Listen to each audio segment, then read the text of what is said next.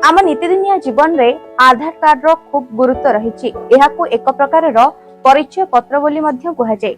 आपण जेउठी के भी जानतु जेउठी रुहंतु प्रथमे आधार कार्ड को खोजा जाए। आपण जदि कोठी घर भड़ा नेउछंती ताहले सेठारे मध्य मालिक प्रथमे आपणकर आधार कार्ड देखंती। किंतु एही आधार कार्ड को नेकी अनेक लोकंकर अनेक समस्या देखा जाए। आधार कार्ड रे नंबर भूल रहिबा ना भूल रहिबा एहा बड़ बड़ असुविधा मध्य घटाई थाए। तेबे दर्शक बंधु एथिपाई आपण अनेक थर जनसेवा केंद्र को जानती अनेक टंका मध्य खर्च करंती।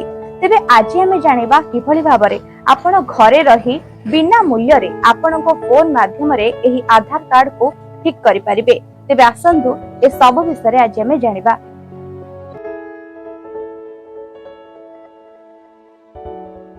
वर्तमान समय रे आधार कार्ड तो समस्तंक पाखरे अछि, से छोट हेउ अबा बड़। जो माने सेमानंकर आधार कार्ड को संशोधन करिबा पई चाहुचंती सेही माने जो मानंकर मोबाइल नंबर किंबा ईमेल आईडी आधार सहित लिंक होईछि से माने UIDI वेबसाइट रे उपलब्ध लिस्ट किंबा भूली जाइथिबा UID EID पुनरुद्धार करंतु।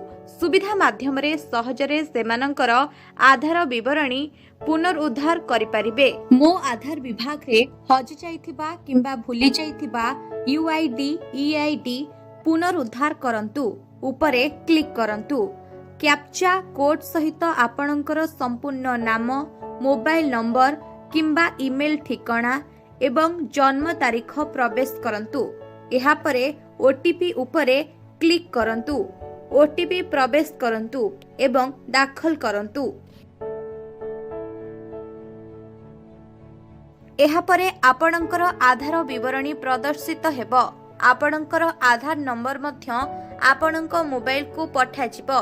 एथिपाई कोनोसी टंका देबाकू आपणकू पड़िबो नाही। मागणारे आपण घरे बसी एही समस्त काम निज मोबाइल रे करि परिबे।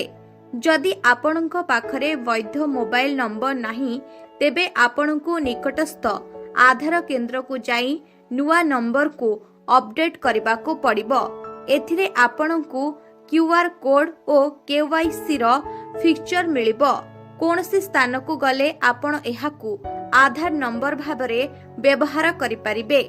तेबे एही भली भाबरे आपण आपणक फोन रे आधार कार्ड को संशोधन करिबे। तेबे दर्शक बंधु आपण जानिले तो केते सहजरे आपण घरे बसी बिना मूल्य रे आपणकर आधार कार्ड को सठिक करि परिबे। एहा आपण जानिबा सहित आपणक सांगसाथी माननकु मध्य जणांतु।